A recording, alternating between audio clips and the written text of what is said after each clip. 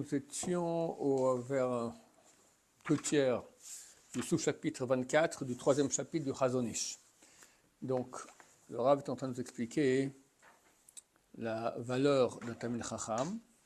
Et là, il explique que s'il n'y a pas de Yirat Shamayim, il n'y a pas de crainte du ciel, alors sa chokhma, sa sagesse, elle ne voit absolument rien.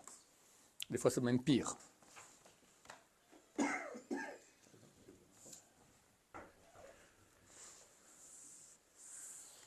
V'amru Shabbat Lamed Aleph, 4e ligne de la page 36. Et ils ont dit dans Traité Shabbat, page 31, Nasata Be'emuna. Là-bas, la Gemara nous cite les 6 questions qu'on nous pose en Olam Haba. Quand on arrive là-bas, Be'ezrat Hashem, il y a un questionnaire. Et celui qui ne s'en sort pas, c'est pas conseillé, quoi. Déjà au début, c'est mal barré. Donc, parmi les questions qu'on nous pose, la première question, il faut savoir ça, est-ce que dans ton business, dans tes affaires, est-ce que tu étais droit? D'accord, tous les vendeurs, entre guillemets vendeurs, d'accord, qui font de la vente, c'est-à-dire comment rouler son prochain, ils ne passent pas déjà la première question. On ne pose pas tu as fait Shabbat, tu as donné Tzedaka, tout ça, on pose la première question, être honnête. Bon, après, il y a d'autres questions, et parmi les dernières, il y a Pilpalta Bechokhma. Est-ce que tu as fait du pilpoul? Pilpoul, c'est le pourparler de la sagesse. Tu veux quelqu'un, tout ça, dit oui, non, comme ça, tout le pourparler. Et Vanta Davar Mitoch Davar, est-ce que tu as compris une chose à partir d'une autre?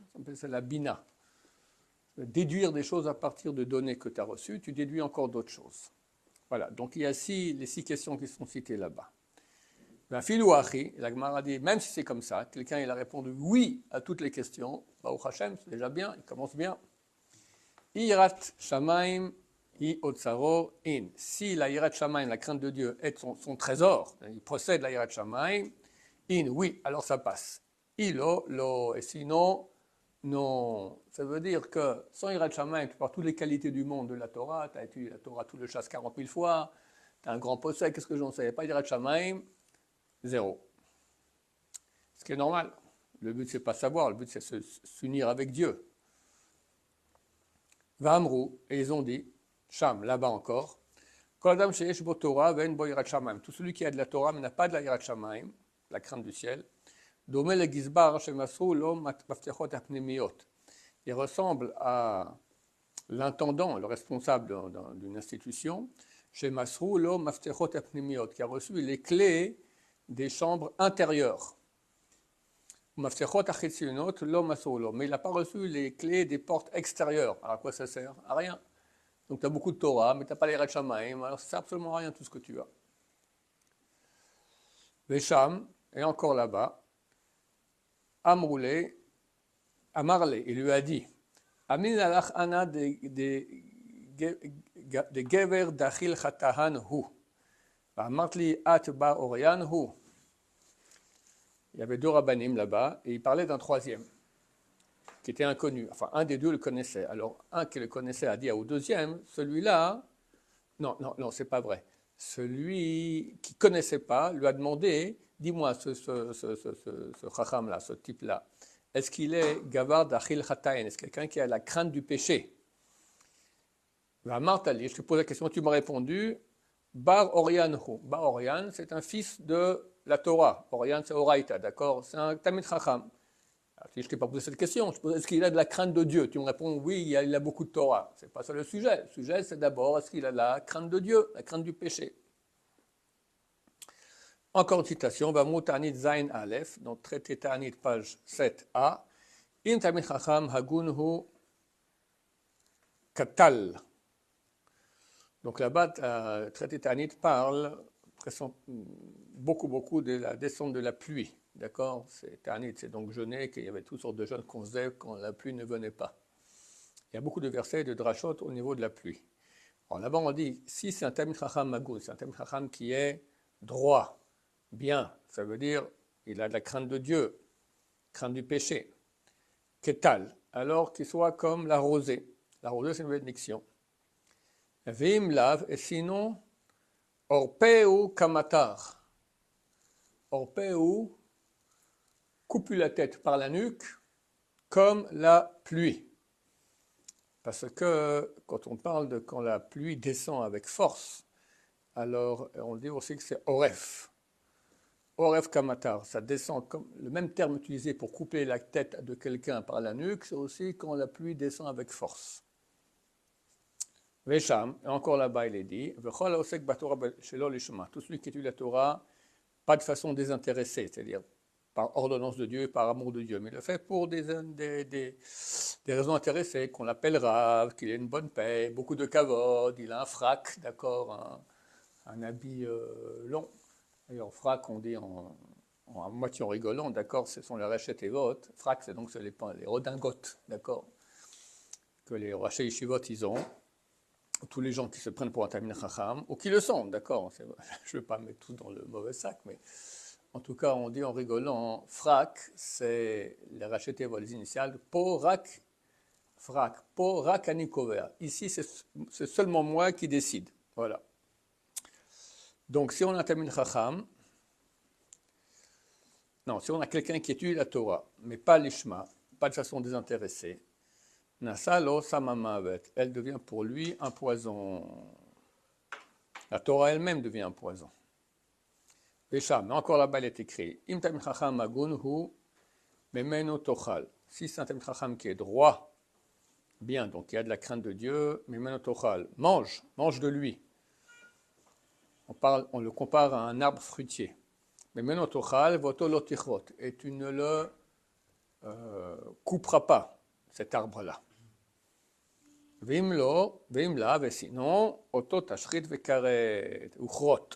et sinon, tu le gâtes, tu le détruis et tu le coupes. Donc on voit l'importance, plusieurs citations, qu'un Talmid Chacham doit avoir la crainte de Dieu. Sinon, c'est que ça, c'est beaucoup plus dangereux. Un Amar, c'est un ignare qui n'a pas de crainte de Dieu. Ok, qu'est-ce qu'il peut faire déjà comme mal? Il fait mal pour lui, autour de lui peu, mais un Talmid Chacham, il a un impact sur le peuple d'Israël, d'accord. Et s'il n'a pas de crainte de Dieu, alors c'est très très grave. Il peut faire des chilul Hashem énormes, il peut se tromper, il peut faire des choix tordus parce qu'il a son orgueil et son manque de crainte de Dieu, etc. Donc c'est beaucoup plus grave. Sous-chapitre 25. Ukeshem shefligu chazal al Torah shen ima yirat shamayim.